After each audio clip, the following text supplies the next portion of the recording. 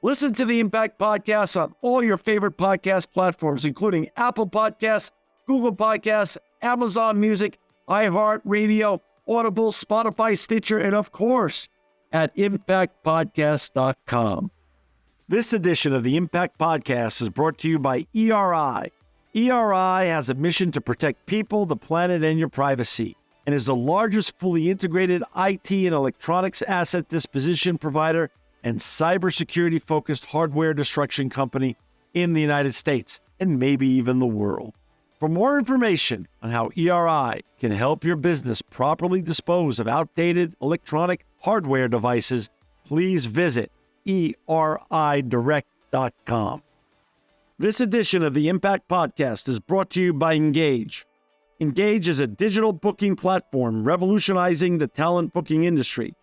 With thousands of athletes, celebrities, entrepreneurs, and business leaders, Engage is the go-to spot for booking talent, for speeches, custom experiences, live streams, and much more. For more information on Engage or to book talent today, visit letsengage.com.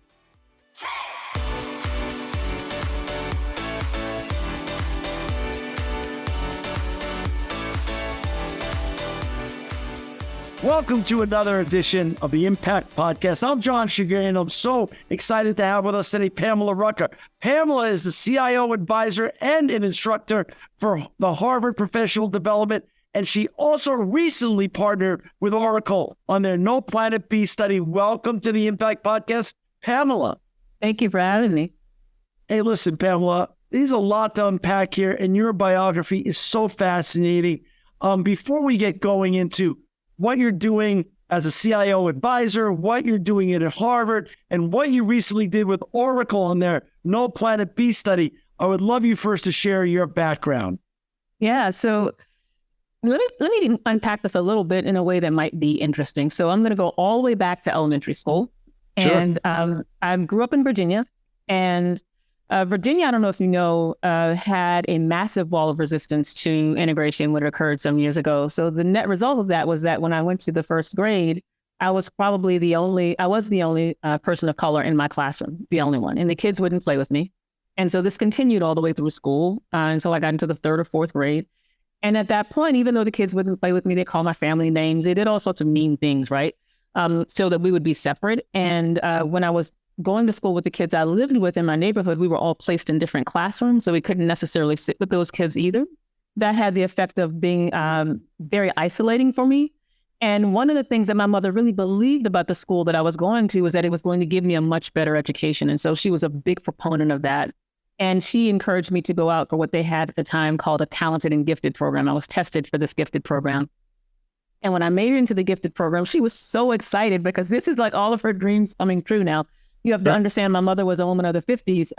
Grew up in the 50s and married in the 60s. And so the options for her were either go to school or get married. And so she chose to get married, even though she had a scholarship to go to school and didn't actually pursue that. And so she always said to me, you're going to be the one that goes off to college and does these things that I couldn't do. So she was super excited about that. And when I got into Talented and Gifted, I was waiting for the opportunity to do some of the other things the kids were doing. And it just seemed like they had these games going on where I was always excluded. And I couldn't participate in the way that I wanted to. And so one day, in an effort to keep myself busy, I saw this huge quirky device over in the corner with lots of blinking lights. And there was this phone on the hook over there. And so I went over to check that out and see what it was. And I found out that, wait, I could actually play on this device. I could get on this machine. And if I type certain things, and I could talk to somebody across town somewhere else. And so it turns out that that computer sort of became my friend in Talented and Gifted. And that person on the other end of the hook became my friend in Talented and Gifted. And so that's when my love of technology began. And my mother saw that I was loving all of the things I was doing in Talented and Gifted. And so she said, instead of you playing around on Saturday mornings, you're going to go to the Math and Science Center, right? So all the kids are watching cartoons and, you know, the things that we would watch back in the day with Jughead and so forth. Not me. I'm up and going to the Math and Science Center, and I'm taking things like pharmacology and biology. And one of those classes is meteorology. And so that's how you start to see this tie come together with me and technology and this interest in weather patterns and people and how we might be able to use technology to sort of help save our planet and save people. So fast forward, fast forward, I actually ended up going on to college, and I'm studying one of my mentors. And my mentor was an accountant at the time. And I loved everything that they did. And I said, I'm going to be like this person. And I took the classes. I was under one of the best, most renowned instructors on the East Coast. And I remember it being a beautiful, bright day. And this is how I'll blame the environment for me changing my career, right? So it was a beautiful, bright day. The windows were up in the classroom. And the instructor was talking about double declining balances. And I thought I was going to kill myself. He said, I cannot sit in here another minute.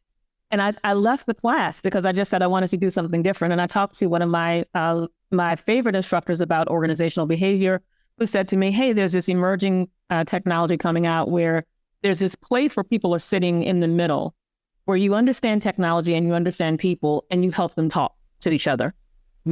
Called management systems. And that's what he invited me to join. I joined that. It's been something I've worked on ever since then. How to get people on both sides to talk to each other and understand what it is they're doing. And that's how I started my career off and started an interest in the things that I talk about today. That's so cool. And then what brought you to Harvard? What was the impetus to get you over to Harvard to teach there? Yeah, so that's another great story. I as I was teaching and working in organizations, I found out that each time I got promoted, because I was a person that got promoted early, right? And I was given larger levels of instruction early. But one thing I found out was each time I had to get promoted, I had to train the people that were working with me, right? I had to bring them along with me. And in that process, I started talking about the things that I was doing. And I was talking to people about the things that I was learning. And so I had a person invite me to speak at the Forrester Leadership Conference years ago. And I said, this is a moment, right? Either I can accept this and say that I'm going to take this challenge on, or I'm going to not accept it and it might not, come back around forever. And so I went to the conference, and that day I remember being on the stage with all of these people from such huge organizations. And the story that I was telling was, I know you have $1 billion budget and I know you have these great things that you're doing, but the work I do every day is around limited budgets and trying to get people to conform to these changes and getting them to want to struggle for a future that I'm trying to create with a limited budget, and having to train them to do that as I go along the way. And so my role was not just how do I, serve as a CIO, or how do I serve as the top technology person, but how do I also train them in the way they should think and act as they're moving along in their career. And it just turns out on that day, a lot of people had that resonate with them. And so I started talking more with CIO Magazine and with others about how we could then turn that into a program that we would deliver to other organizations. And we partnered on not only that, but also concepts around helping women understand how they could be leaders in organization. And that exploded into classes that we did for people across the country. And after doing that for about 7 years, I started to do it with Harvard. And that's how I got there. That's awesome. Yeah. And that led to, at some point, you partnering with Oracle on the No Planet B study. Can you explain how that relationship came together and what the No Planet B study is? Yeah. So, I have always felt like ESG is the future. I really have felt like it's important for me to figure out how we can best support businesses that are really trying to spend more time on sustainability and social issues. And so when we had a chance to actually just sort of serendipitously meet with the Oracle team, it turned out that we cared about the same types of things. And one of the things I wanted was some rigor around the things I cared about talking about. And they wanted someone that could actually speak to this from an academic perspective to say, what are some of the things that would bring businesses in to be interested in the topics that we are covering? And so because I talk a lot about digital, and because I do honestly believe sustainability gives you a competitive advantage, which I hope we'll have a chance to talk about a little bit more in the session, that just seemed like a marriage made in heaven for us.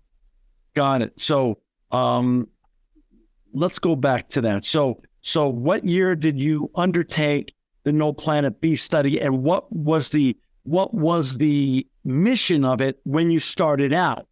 Yeah, it was last year, 2022. And okay.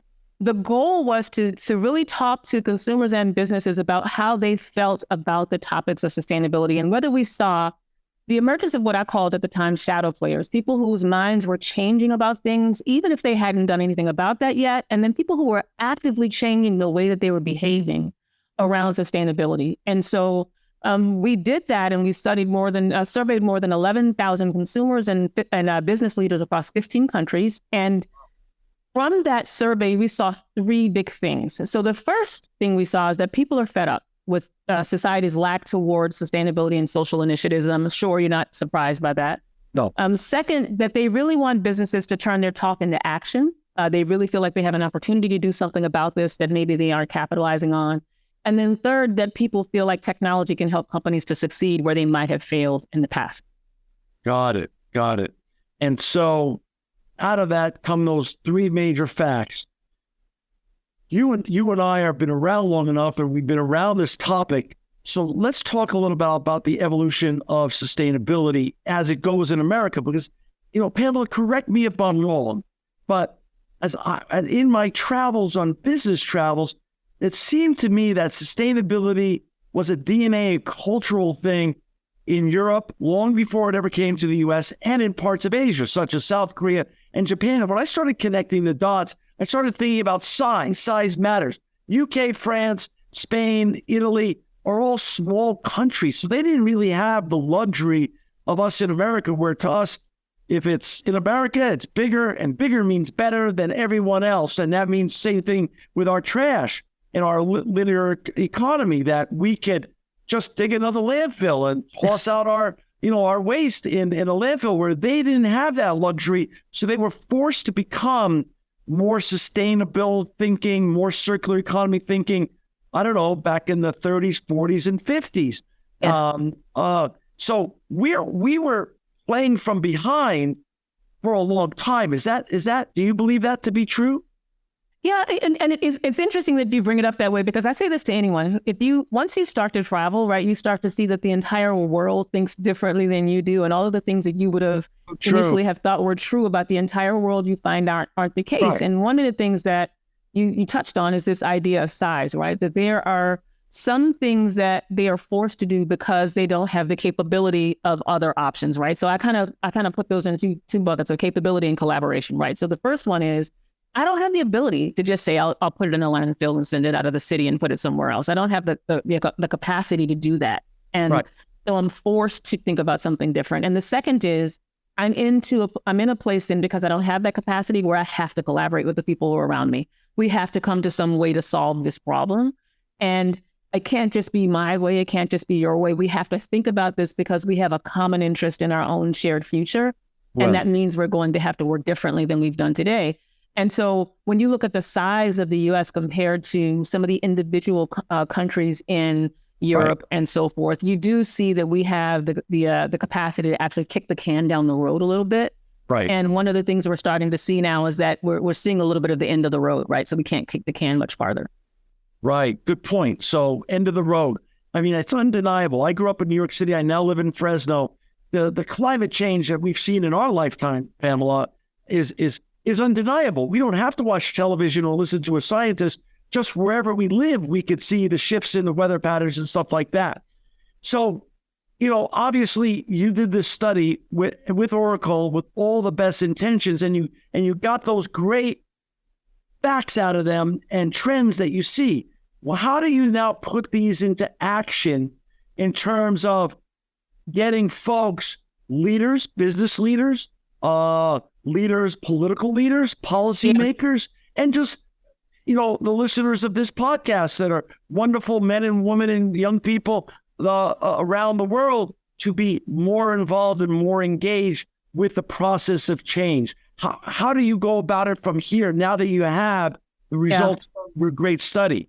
Yeah, one of the things I always tell people is, first, you have to listen to what it is that people are saying to you, right? And so we're going to dig into this in a minute, I'm sure, in the content, but hopefully, as you hear the results that come out of the survey, and these are not isolated results, right? These are results that we see that are similar to other surveys that have been taken. As you see this, listen to the people that are talking to you. We have people talking on both the consumer side, the employee side, and the business side. Listen to the people that are talking to you, and then take action on those steps. And I'll talk about this probably multiple times, but also take action that you can prove.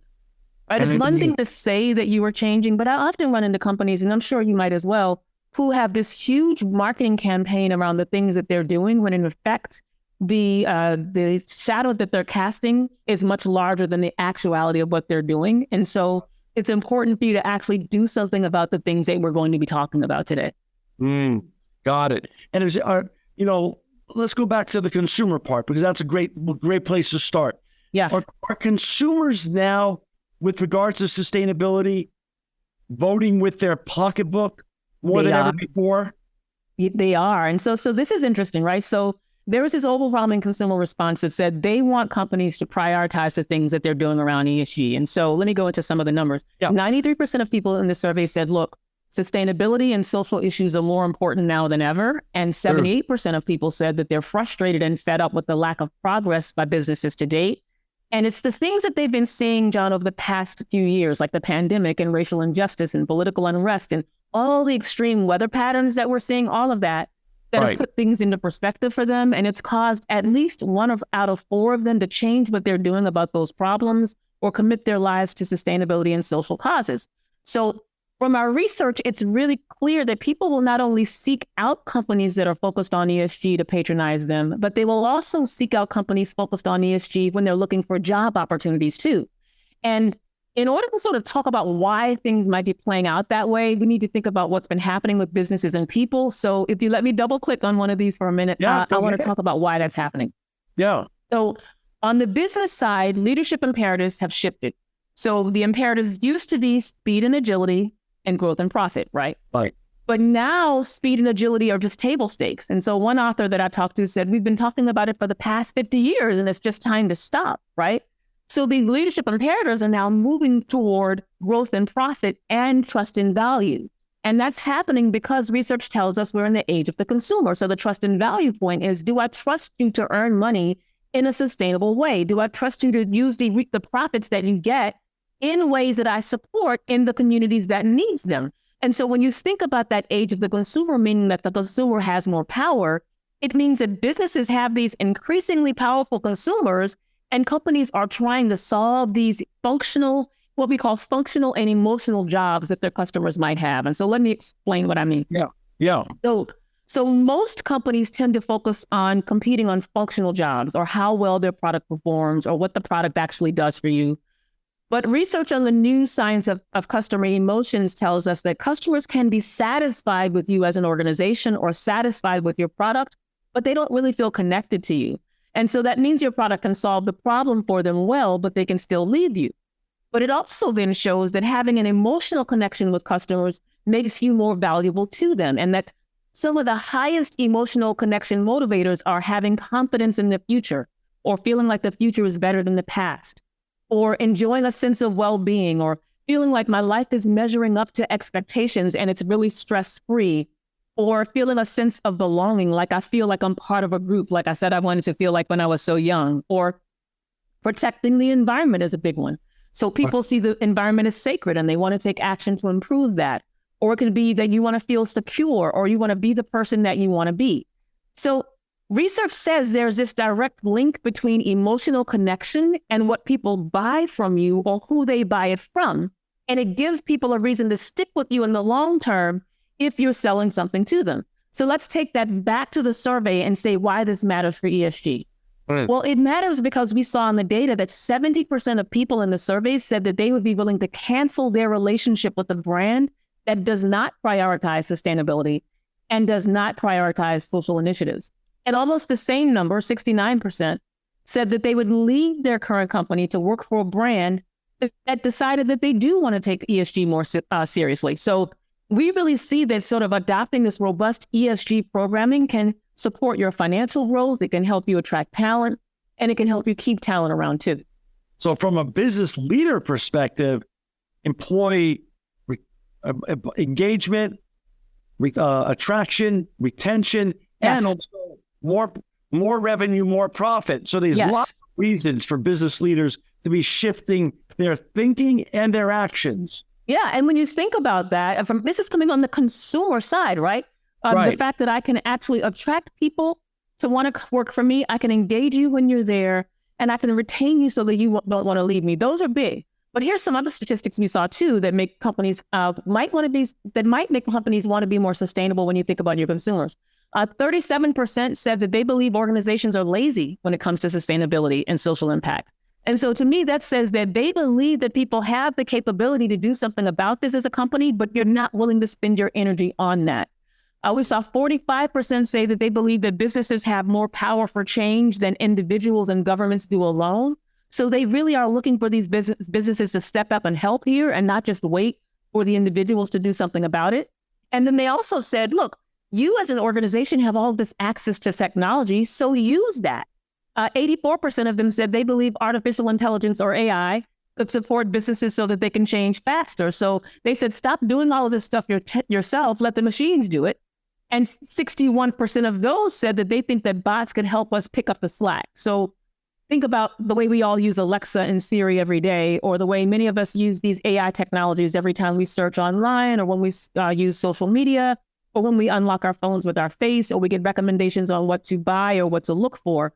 All of that's already integrated into our lives. And so I think this idea of consumers believing that bots can help us is a really big observation on their part, because they're exactly right. A lot of us that work with systems know how hard it is to get data from a lot of different places. So having bots take over important tasks that you care about and you want to get right, quite frankly, saves a lot of time. So all of that is exciting for me, right? Because that is data that we got from the consumer side. It's not only that the information that ESG is important, but it's the integration of all of that with digital, which I love, right? And I tell people this all the time.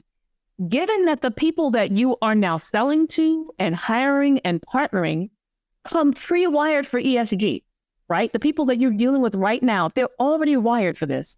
Right. Not understanding what that implies for you and not understanding what it implies for your business right now means that you could be out of business when they're middle-aged, right? So if you think about all of those millennials that are so engaged, all of those people who have so much of a voice, if you don't do something about it right now, 10, 20 years ago from now, you might be out of business. And that's going to be when they have more income than they had before, when they'll buy more products than they ever have before, when they'll run more parts of the business than they have before, and when they have more control over who they work for than they ever have before.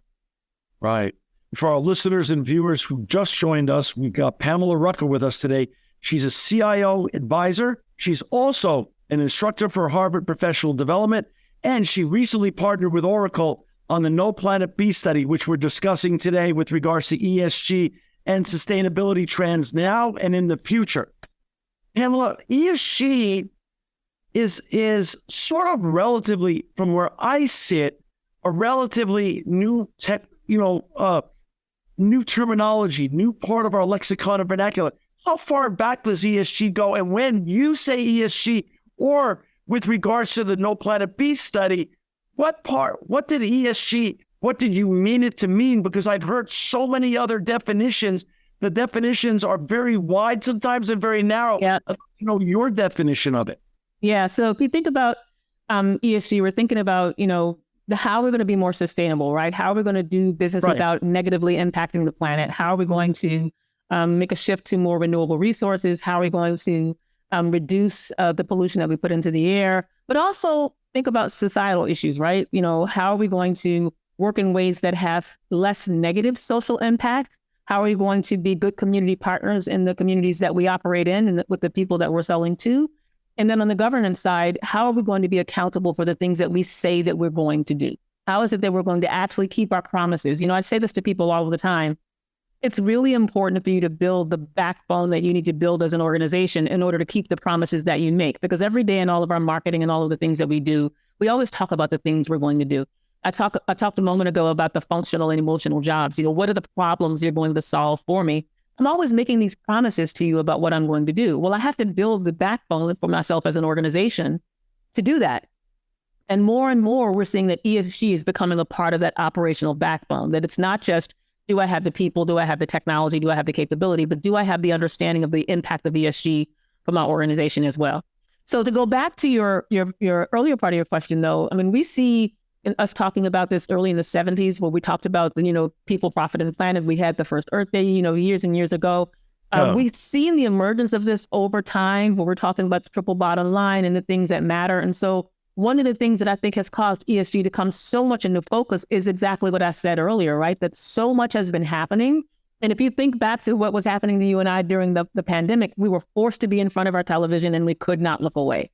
We could not look away from reports about what was happening with the pandemic and how it was affecting people. We could not look away from reports about racial injustice. We could not look away from reports about what's happening in the environment. And we see what's happening even now across the country and across the world.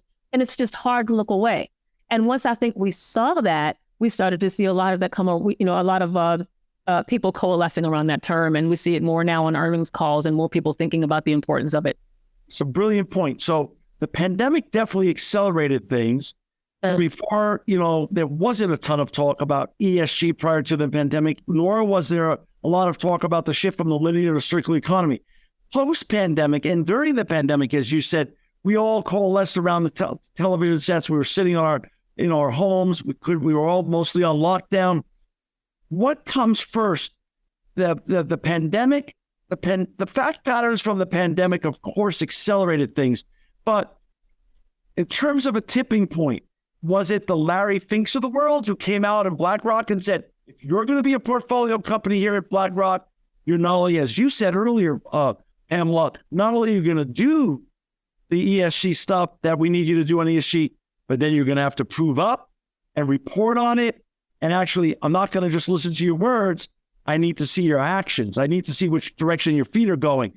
So is it a combination of both recent social circumstances that we were thrust into vis-a-vis pandemic and the racial injustices that we all got to watch in real time on television, with the financial institutions moving at the same time and seeing these massive shifts happening and saying, this is the way we're going. And once Larry Fink says something like that, BlackRock's the largest investor on the planet.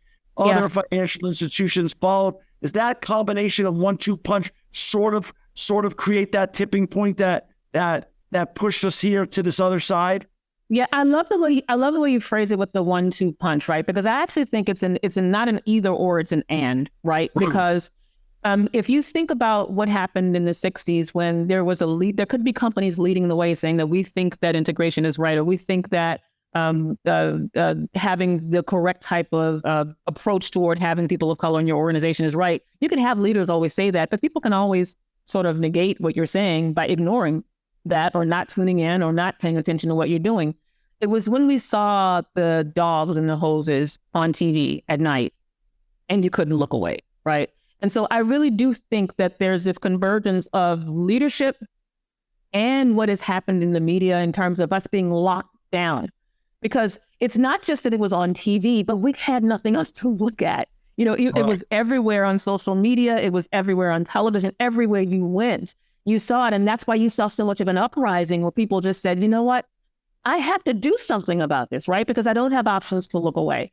And so I do think that's the 1-2 punch that we need, where we need businesses to stand up and say, I know this is right, and we are not going to operate in a way that we know is unjust, that's going to not going to take care of social justice, or it's going to take advantage of other people, or that's going to destroy the planet so that our children don't have anything left. You do need that leadership on that side. You need accountability from organizations who say that they care about it, and it's not just the care of the day, and they're just doing something because it's the hot topic that everyone's talking about, but they have real substantive change that they're working on.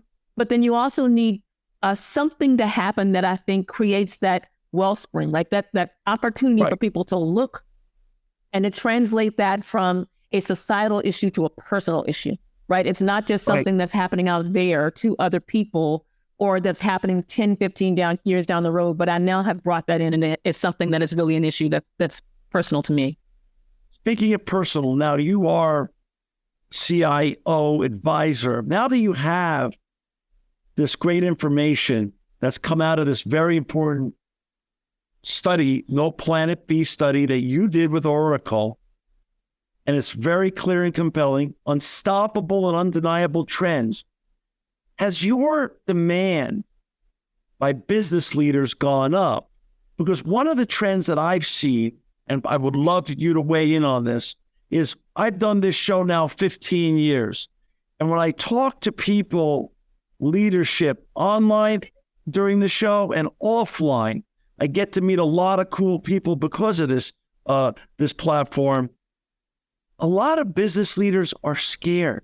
They're scared to take the first step because the opportunity and the challenge looks so daunting. So are you getting pulled now to them and called by them to come coach them through this, to begin this journey that they need to be on? Because the facts, as you said 15 minutes ago, are undeniable in terms of client employee attraction, employee retention, client attraction, keeping the clients in their ecosystem and creating more revenue and creating more profits for their company, which so many have been trained. That's the thing that they're supposed to be focused on. Now they have to deal with this new thing called ESG, new thing, relatively new compared to the Peter Drucker School of Business. So are you now being called on more to be a professional coach and mentor and instructor to business leaders to get them on the journey and coach them through this process? Yeah, I am. And one of the things people call me the most for is helping explain the why, right? It is not, and the what, right? Because one of the things that I see is people may know it's important, but if I can give them a more compelling why, other than it's just the right thing to do, but I can actually tie that to their bottom line. I can tie that to competitive advantage.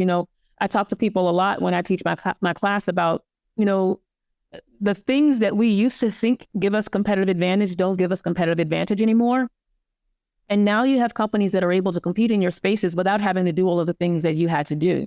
And so what I'm being called in to do is to talk about what those things are and why it is that you as an organization might see sustainability as a compelling competitive advantage for you, for an entirely new set of people that are sitting in a space to make decisions about whether they buy from you if you're a B2C company or they buy from you if you're a B2B company. What are those things that they're looking for that go beyond just whether or not you can solve this initial problem for them? Because in the same way that every individual customer or individual person has functional emotional jobs, every business does as well. And being able to partner with organizations that are taking giant leaps around sustainability solves other problems for companies who feel like they're struggling with that as well. And so, yes, I'm called in a lot to talk to people about that, because sometimes we find that business leaders are on the same page as the general consumers are. We saw this in our survey, right? That they want to dedicate more time and more resources to ESG within their company, but knowing how to do that is still a big barrier for a lot of people. So if I jump back into the numbers, we saw that 91% of business leaders said, look, I am having a tough time trying to implement sustainability and ESG initiatives. I can't get metrics from my partners. I can't get it from my third parties. I can't get the data that I need. I have these time-consuming manual processes. I've got to integrate all of this complex data. I've got to get data from multiple parts of the business. And so one of the things that helps me sit in that sweet spot is that I know how to talk about business. I know how to talk about digital. I know how to talk about sustainability, but I also am very passionate about all of those. Right. So leadership, digital, and sustainability, all of those matter to me. So no matter how we tend to pivot that conversation, I can talk to people about why that matters. And so here's an example of something that happened in one of my programs recently. I used one of my favorite definitions of leadership, which is that leadership is the art of mobilizing other people to want to struggle for our shared aspiration. Right. So there's a lot in that. Because the question then becomes, how am I influencing you to struggle? And what am I influencing you to struggle for? And so if I feel like I need to be more emotionally connected to my customers, and I need to demonstrate that it's not that I can build a better widget, it's not that I can build a better mousetrap, but I care about the world that you live in. I care about you as I do that. I care about the communities I sell in, and that you will drive past my competitor in order to buy from me. But when I serve as a leader, then when I try to mobilize you around these topics, it's going to have sustainability in it, because I realize we have a shared ambition. We have a shared aspiration of making the world a better place, of solving these issues both functionally and emotionally for these customers. And so being able to pivot back and forth and say, yeah, digital is important because everybody talks about technology. Yeah, sustainability is important. Yeah, leadership is important, but it's the integration of all of that that's going to allow you to be successful and then be able to prove that you have done the things that you need to do. That's important for you as a leader. Now, we also saw in the survey that 96% of people said that, look, we would love to do this, but we know we have human bias. And that's a topic that a lot of people struggle talking about, right? That a lot of times bias distracts us from the end goal. There are things we know we should be doing, but my bias gets in the way. And so I believe, and I think the research supports that the fact that bias, just like our values, are something that everybody has, right? So it's not true to say that I don't have it and that you don't have it. That we're either born with it or it was put into us when we're so young. The research says that it kind of feels like it was hardwired into our very being. So everybody has bias, just like everybody has values. The problem comes in, John, when people who are in power are allowed to use their bias to determine who to hire and promote and treat fairly, are allowed to have practices that destroy our planet, are allowed to decide policies that other people are forced to conform to. So you might actually have conscious bias, right? And you need laws and rules to force you to behave properly. But we actually see that more people have unconscious bias, and they need training to help them be aware of how they might be treating other people unfairly, or how they may be making decisions unfairly, or doing something unfair toward the planet. So the research tells us that our minds are really stubborn. We believe what we believe, but that I don't think that means we should be allowed to make decisions that impact people and profit and the planet based on our own personal beliefs. So in our study, we saw that 93% of people would trust that bot that I talked about, over a human to make sustainability and social decisions. And it's because they think those bots are better at making decisions without making mistakes, or making rational, unbiased decisions if it's programmed properly, or predicting future outcomes, right? Identifying new ways to tackle issues. This is why I think this integration between leadership and sustainability and systems is useful, because it helps us level this playing field with this day-to-day corporate work that we have, so that it's not really based on individual beliefs. But I also think that leadership and systems and sustainability all together can help companies keep promises so that they don't intentionally or unintentionally break them. And I really think that it's keeping your promises that builds value in the eyes of your customers and in the eyes of your employees. Potentially why people trust the bots more is because they're unemotional. So really what you're doing is you're coming in and helping leaders get over themselves. Yeah. As you said, we all have biases from our upbringing and the environments that we're raised in and things of that such, but we've got to get over ourselves and listen to the real facts that exist. So we as fiduciaries and moral and ethical people make better decisions for not only our corporation and our shareholders, but our employees, our clients, our potential clients, and actually the world at large. Because it's no longer, when we were growing up, Pamela, business was seen as sort of a Game of Thrones zero-sum game. Zero-sum game. As you said, all shareholders and stakeholders in this, and we all can work together wherever we are to make the world improve the world and make it a better place. Yeah. That's fascinating.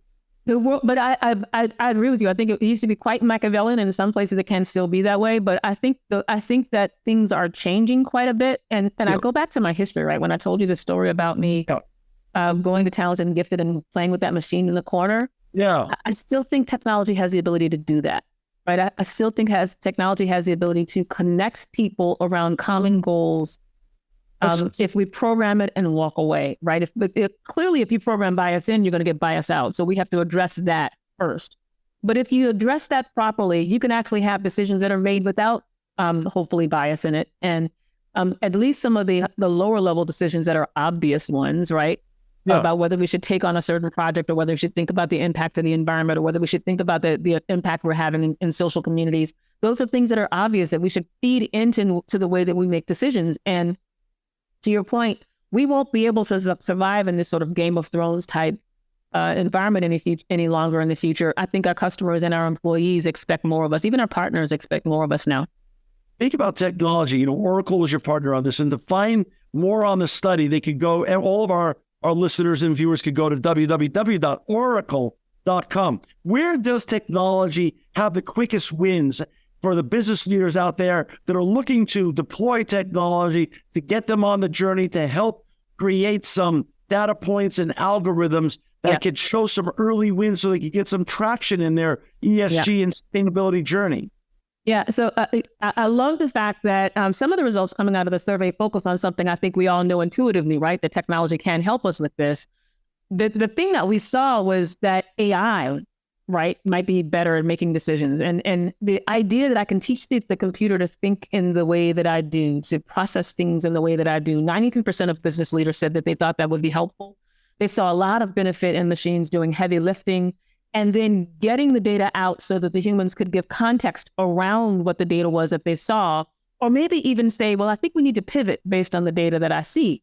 So they said that, look, you'll make a lot more progress towards sustainability and social goals if you use the help of AI, not really in this way where this machine takes over, but in a way where the humans and machines work together. And so we really want to sort of think about this as sort of humans plus machines, or not humans versus machines, right? It's the human with the machine that's going to lead us to having success around ESG. And this is important, I think, because yes, machines do work faster at sort of these repetitive tasks than we do. But machines can also leverage data and analytics to help us increase our level of insight. And so that gives us insight on what's important, or insight on what work to do, or insight on how to explain what we see happening, all of that. No. And when we apply that insight towards sustainability initiatives, that's really huge. And so the way that I see it, technology plays a huge role in the integration of ESG initiatives, but it also helps us to sort of gather information and organize that information and implement all of that data that we need to really make important decisions. And so if you can focus on how do I get all the guesswork out that I deal with every day, and how do I automate more tedious work that nobody really wants to have to do anyway, then can you focus on allowing technology to allow different departments to collaborate and communicate more easily, as we talked about the countries overseas not having the opportunities and kind of look away from. Can we allow technology to do those things and get everybody on the same page? Because if so, yes, then business leaders can really focus on making a real and lasting change. And if you don't do that, I think business leaders will always push back because they don't really have the time, and something else is always going to get prioritized over that type of work. Understood. You and I know that if tomorrow there was a presidential election and we elected a new president in this country, that the day after that election, 50+% of the American public would love that president, and 49 point something percent would really be against that president. That's the way America works for a very individualistic society. There is already now a little bit of pushback happening on ESG. Some states, you weren't born in Texas, so we're not holding you to the great leaders of Texas. I wasn't born in California, so I don't want to be held to Governor Newsom's rules and standards either. We're from different places, but we happen to live in our adopted home states. There are some states that are pushing back on ESG investing and things of that such. Is that a healthy part of the evolution of the undeniable and unstoppable trends of ESG and sustainability? And how do you foresee that playing out in the months and years ahead, Pamela? So I might think about this a little differently than other people do, right? So I think it's important to have healthy dialogue and give people a space to say why they don't agree, but then also use the data and the facts to address those issues, right? Because it's not until I stretch that and I stress that system that I realize, oh, here's an issue where you have incorrect facts, or here's an issue where maybe I'm wrong and you're right, and here's a place, an opportunity for us to collaborate. Maybe you bend a little and I bend a little. It's almost like a person who is going in for a stress test on their heart, right? In order for me to see what your capability is, I push you to the limit a little bit, and then I back off and say, okay, here's the space where I think you can operate at peak capability, peak capacity. I think every organization, every state, every government should do that so that it's not just one part of me actually operating. I think that what we're looking at for our future, John, is a collective thing. And so you talked earlier about us being individualistic or collective. The goals of the individualist is to also always think about the things that they want individually. A collectivist recognizes that sometimes you have to subordinate the needs of the individual to the group. And as we think about ESG, that's going to be where we need to be, that we need to somehow subordinate some of my individual wants and desires so that collectively we're going to have a planet that we can live in, and we'll have something to give to our children. And I think just like organizations want to succeed, states are now competing for talent. They're competing for companies. When you see people dispersing across the country because so many people can work from home right now you're having to promote your state as one of the great places to live. And so just like organizations, you need to understand the emotions that are driving the people that are coming to your state, the emotions of people, of the organizations that are thinking about moving to your state, right? Because your competitive advantage, just like that company, is going to depend on who you can attract. Just like that company depends on who they can hire, and their profit depends on who they can sell to. You want to be emotionally connected to the people that are coming to your state so that they have a reason to stick with you. I have to have things I love about Texas in order to stay here. You have to have things you love about California in order to stay there, right? 100%. So all of us, even if you're a government entity, have to get better at keeping our promises, right? We have to get better at progressing toward a sustainable future that we can all live in and prove our value to people that really care about it, because a lot of times people can't see the things that we say that we're doing. They can't see any proof that we're actually getting that done. And we have to get much better at doing that. Got it. Pamela, you're just fascinating, and what you're doing is so timely and important. And I'm so thankful for your time today. For our listeners and viewers, to find more about the No Planet B study, please go to www.oracle.com. To find Pamela Rucker, please, you can find her on LinkedIn, on Twitter, or at PamelaRucker.com. PamelaRucker.com. Pamela, it is just an honor and a pleasure to have you on the Impact Podcast. You're always welcome on this podcast. We do this show specifically for great people like you and Oracle who are together making the world a better place. Thank you for joining us today, and I hope to see you back here another time. Thank you for having me. This episode of the Impact Podcast is brought to you by Closed Loop Partners. Closed Loop Partners is a leading circular economy investor in the United States with an extensive network of Fortune 500 corporate investors, family offices, institutional investors, industry experts, and impact partners. Closed Loop's platform spans the arc of capital from venture capital to private equity, bridging gaps and fostering synergies to scale the circular economy. To find Closed Loop Partners, please go to www.closedlooppartners.com. This edition of the Impact Podcast is brought to you by ERI.